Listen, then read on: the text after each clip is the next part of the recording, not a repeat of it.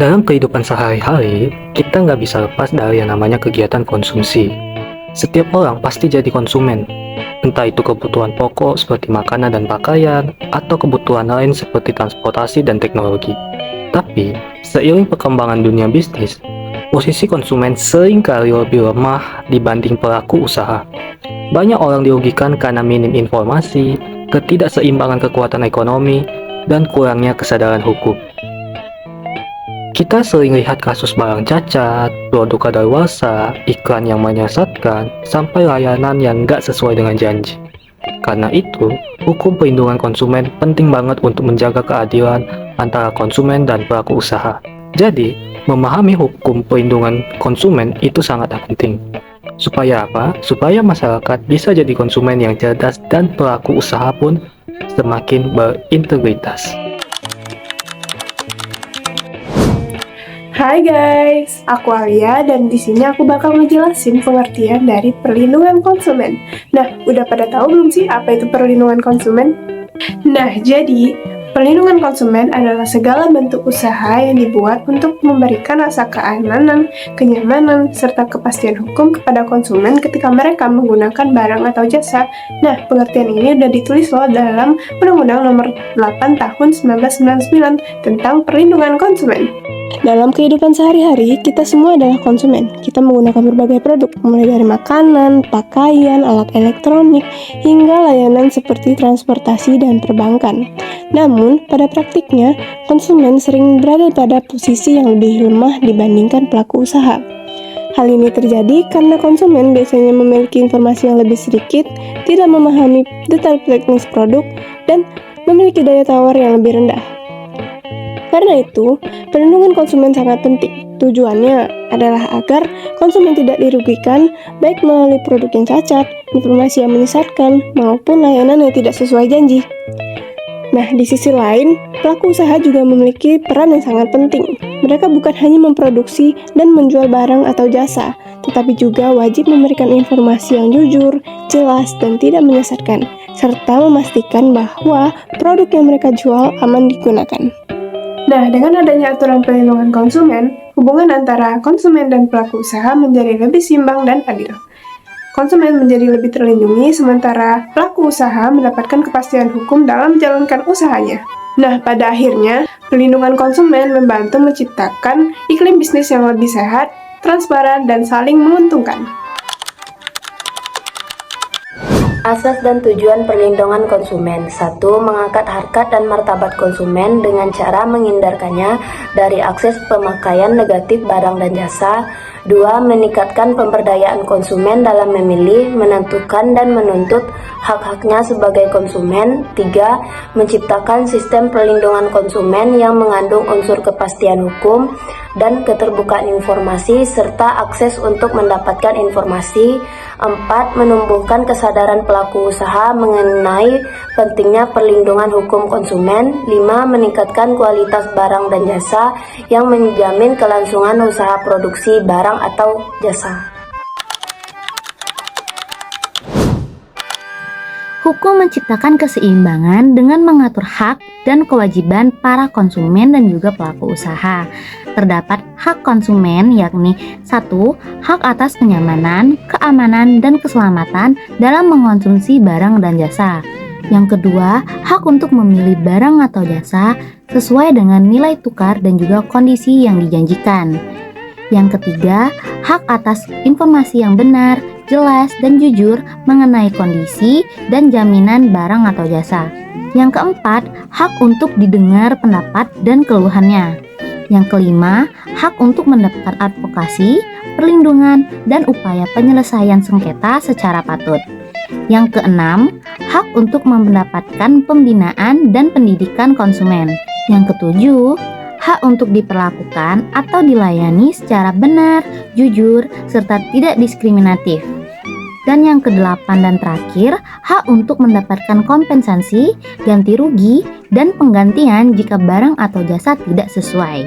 Adapun kewajiban konsumen yakni yang pertama itu membaca atau mengikuti petunjuk informasi dan prosedur pemakaian demi keamanan dan keselamatan. Yang kedua, beretikat baik dalam melakukan transaksi pembelian barang atau jasa. Yang ketiga, membayar sesuai dengan nilai tukar yang disepakati. Yang keempat, mengikuti upaya penyelesaian hukum sengketa perlindungan konsumen secara patut. Nah, selanjutnya itu ada hak dan kewajiban pelaku usaha. Hak pelaku usaha yakni yang pertama, hak untuk menerima pembayaran yang sesuai dengan kesepakatan. Yang kedua, hak untuk mendapat perlindungan hukum dari tindakan konsumen yang beretikat tidak baik. Yang ketiga, hak untuk melakukan pembelaan diri dalam penyelesaian sengketa konsumen.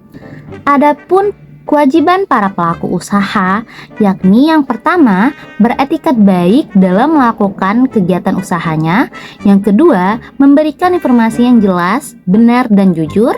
Yang ketiga, memperlakukan atau melayani konsumen secara benar, jujur, serta tidak diskriminatif. Yang keempat, menjamin mutu barang atau jasa yang diproduksi dan diperdagangkan. Yang kelima, memberikan kesempatan kepada konsumen untuk menguji atau mencoba barang atau jasa tertentu. Dan yang keenam dan terakhir, memberi kompensasi atau ganti rugi ataupun penggantian atas kerugian akibat penggunaan barang atau jasa yang diperdagangkan. Oke, selanjutnya kita bakal bahas nih tentang perbuatan yang dilarang bagi pelaku usaha. Jadi, di Undang-Undang Perlindungan Konsumen ini secara tegas melarang berbagai tindakan yang dapat merugikan konsumen. Kira-kira apa aja ya? Jadi, yang pertama ada larangan terkait standar dan kualitas produk yang terdapat pada pasal 8 Undang-Undang Perlindungan Konsumen. Jadi, ada beberapa tindakan atau perbuatan yang dilarang dalam memperdagangkan barang dan jasa, seperti tidak memenuhi standar yang telah dipersyaratkan, tidak sesuai dengan berat bersih, isi bersih, takaran, timbangan atau jumlah dalam hitungan sebagaimana yang dinyatakan dalam label. Selanjutnya, tidak sesuai dengan kondisi jaminan keistimewaan atau kemanjuran yang dinyatakan, tidak sesuai dengan mutu, tingkatan komposisi atau proses pengolahan yang dijanjikan. Ada juga tidak mencantumkan tanggal kadaluarsa atau jangka waktu penggunaan terbaik, tidak mengikuti ketentuan berproduksi secara halal bagi yang mensyaratkannya. Dan yang terakhir adalah memperdagangkan sediaan farmasi dan pangan yang rusak, cacat, atau bekas dan tercemar tanpa memberikan informasi secara lengkap dan benar. Jadi, pada bagian ini, larangan terkait standar dan kualitas produk itu berkaitan bagaimana sih suatu produsen atau suatu perusahaan itu harus memproduksi barang atau produknya yang sesuai dengan standar atau SOP yang telah berlaku, harus kualitasnya juga harus baik, sesuai yang telah distandarkan. Selanjutnya ada larangan dan penawaran serta promosi dalam pasal 9 dan 10 Undang-Undang Perlindungan Konsumen. Jadi pelaku usaha ini dilarang menawarkan, mempromosikan, atau mengiklankan suatu barang atau jasa secara tidak benar atau seolah-olah yang pertama, barang tersebut telah memenuhi standar mutu tertentu, barang tersebut tidak mengandung cacat tersembunyi, barang tersebut melakukan kelengkapan dari barang tertentu. Selanjutnya adalah menggunakan kata-kata yang berlebihan seperti aman atau tidak berbahaya tanpa keterangan lengkap. Lalu ada menawarkan sesuatu yang mengandung janji yang belum pasti. Ada juga dilarang menawarkan barang dan jasa yang memberikan hadiah dengan maksud tidak memberikannya atau memberikan tidak sebagaimana yang dijanjikan. Dan yang terakhir dilarang menaikkan harga atau tarif sebelum melakukan obral atau diskon. Jadi pada bagian larangan dalam penawaran dan promosi ini, secara garis besarnya itu kita tidak boleh mempromosikan barang terlalu berlebih-lebihan, di mana tidak sesuai dengan apa yang terjadi nyata. Misal kita mempromosikan suatu makanan, dan kita membuat seolah-olah makanan itu enak, atau produk itu baik, atau produk itu sangat istimewa, padahal kenyataannya bahkan jauh dari itu. Itu kan kita dibuat-buat, sehingga bisa jadi itu menjadi informasi yang keliru nantinya bagi konsumen lain untuk membeli. Nah, yang terakhir itu adalah larangan dalam periklanan. Jadi larangan dalam periklanan ini, pelaku usaha periklanan barang memproduksi iklan yang mengelabui konsumen mengenai kualitas, kuantitas, bahan penggunaan, dan harga barang atau tarif jasa, mengelabui jaminan atau garansi terhadap barang atau jasa, membuat informasi yang keliru, salah atau tidak tepat, tidak membuat informasi mengenai risiko pemakaian barang dan jasa, serta mengeksploitasi kejadian atau seseorang tanpa izin yang berwenang. Nah, jadi larangan dalam periklanan ini berkaitan dengan larangan promosi yang tadi yang sudah aku jelasin. Nah, bahwa seringkali seseorang atau suatu individu itu atau bahkan pelaku usaha itu sendiri mengelabui konsumen seolah-olah barang atau produk yang mereka buat itu mempunyai kualitas, kuantitas, bahkan yang baik gitu, kualitas dan kuantitasnya baik, bahkan seolah-olah harganya juga sesuai dengan kualitas barang tersebut. Nah, seringkali harga dari barang atau produk ini tuh mahal, tapi ternyata kualitasnya itu tidak menggambarkan sekali dengan harga yang sudah ditetapkan. Nah, selanjutnya itu adalah mengenai studi kasus. Jadi ada salah satu contoh yaitu kasus Bank Century yang menjadi contoh nyata pelanggaran perlindungan konsumen dalam sektor keuangan. Jadi dalam kasus ini pihak bank menjual produk reksadana yang sebenarnya beresiko kepada nasabah karena seolah-olah produk tersebut aman seperti deposito. Banyak nasabah yang tidak diberi penjelasan yang jelas tentang risiko kerugian, sehingga mereka tertarik berinvestasi tanpa memahami konsekuensinya. Nah, ketika kondisi pasar memburuk, nilai investasi turun, dan nasabah mengalami kerugian besar. Praktik ini termasuk misalnya yaitu penjualan produk dengan informasi yang menyesatkan. Kasus ini juga menunjukkan lemahnya pengawasan terhadap lembaga keuangan pada saat itu, sehingga kepercayaan masyarakat terhadap sistem perbankan ikut terganggu. Dari sini dapat dipahami pentingnya transparansi, literasi keuangan, dan pengawasan yang kuat untuk melindungi konsumen.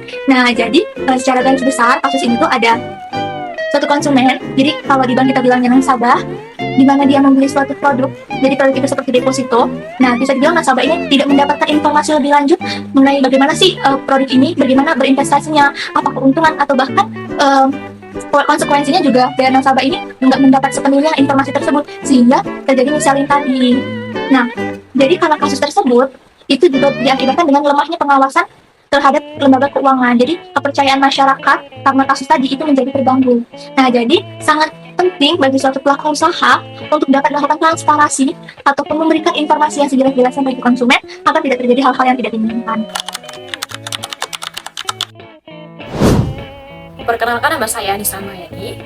Jadi, pada presentasi kali ini dapat disimpulkan bahwa hukum perlindungan konsumen merupakan pilar fundamental dalam menciptakan kegiatan ekonomi yang adil, aman, dan seimbang di Indonesia.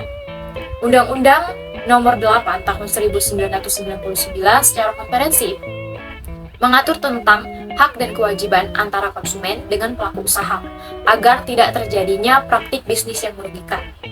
Dengan berbagai informasi dan kasus yang terjadi, terbukti bahwa konsumen selalu berada pada posisi yang rentan terhadap informasi yang tidak valid ataupun produk yang berkualitas buruk serta praktik promosi yang menyesatkan. Larangan-larangan tegas terhadap pelaku usaha seperti ketidaksesuaian standar produk serta iklan atau promosi yang mengelabui. Undang-undang ini berfungsi sebagai benteng untuk melindungi kepentingan konsumen. Adapun saran yang dapat dilakukan, yang pertama bagi konsumen yaitu meningkatkan literasi dan kesadaran akan hak-haknya. Yang kedua yaitu kritis terhadap iklan ataupun promosi yang beredar. Sedangkan bagi pelaku usaha yaitu menjadikan etika dan kejujuran sebagai landasan utama dalam melakukan bisnis, serta mematuhi aturan yang ada untuk membangun citra yang bagus untuk pelanggan. Dan yang terakhir adalah untuk pemerintah memberikan sanksi tegas terhadap pelaku yang melanggar agar memberikan efek yang jerah terhadap pelaku usaha ataupun oknum-oknum yang melakukan praktik bisnis yang merugikan. Sekian, itu saja. Wassalamualaikum warahmatullahi wabarakatuh.